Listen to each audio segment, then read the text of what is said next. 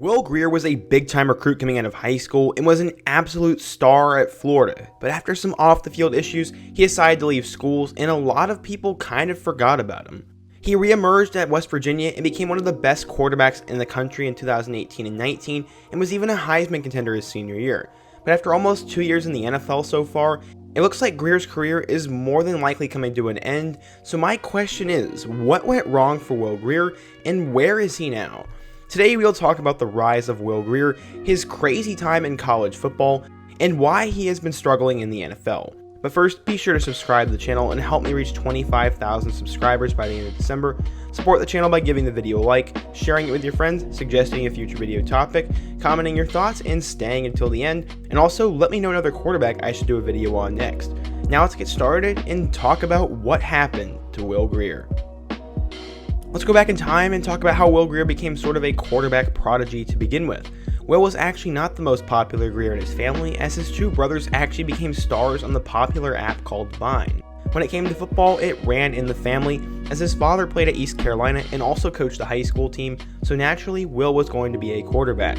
He eventually got to high school and the talent he had was undeniable, and he finally broke out onto the national scene as he threw for a national record 837 yards and 10 touchdowns in one game in a 104-80 win. I had to read that stat line again because I just could not believe my eyes.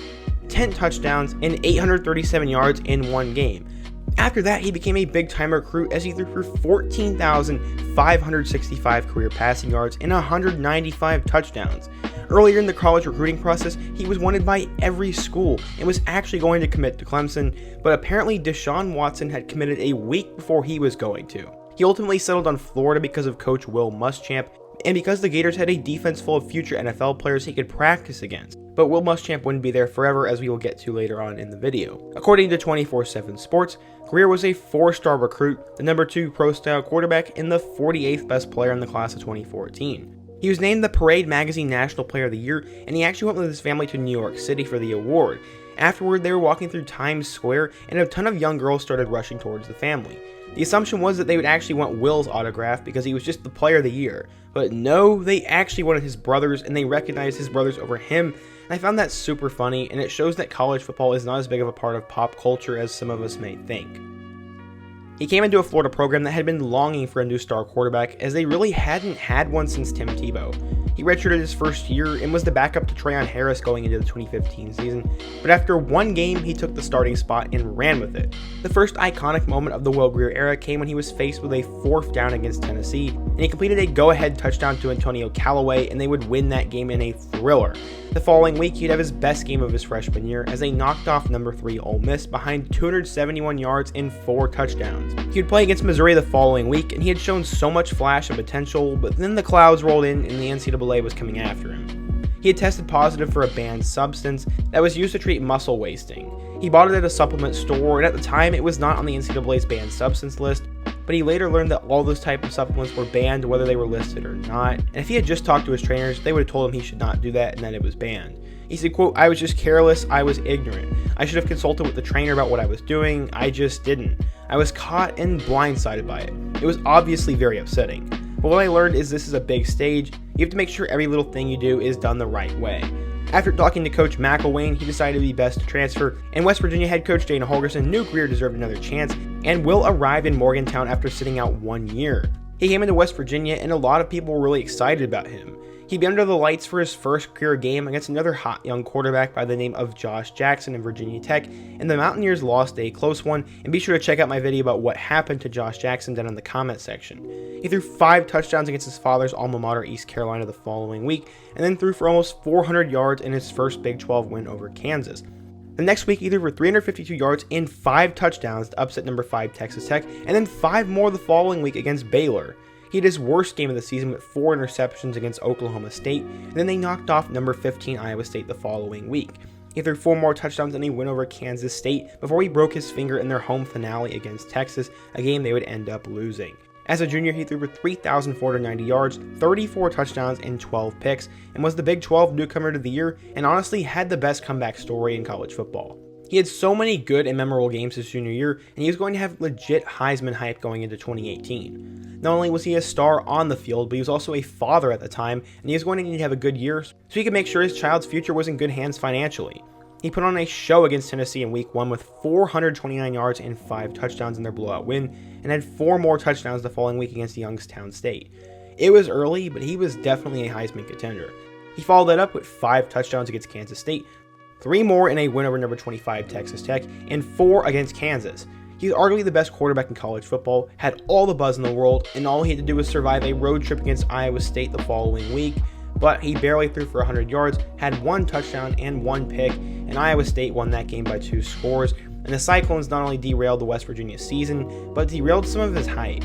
He had 3 straight 3-touchdown performances against Baylor, Texas, and TCU, and if they won out, they could be a playoff team and he could maybe earn his Heisman spot back, but it wasn't going to happen as they lost to Oklahoma and Oklahoma State the last 2 weeks, but he did have a 4-touchdown performance against the Sooners, and then he chose to opt out of their bowl game to prepare for the NFL. He finished his senior year with 3,864 yards, 37 touchdowns, and only 8 picks, and he was a part of the second team All-Big 12.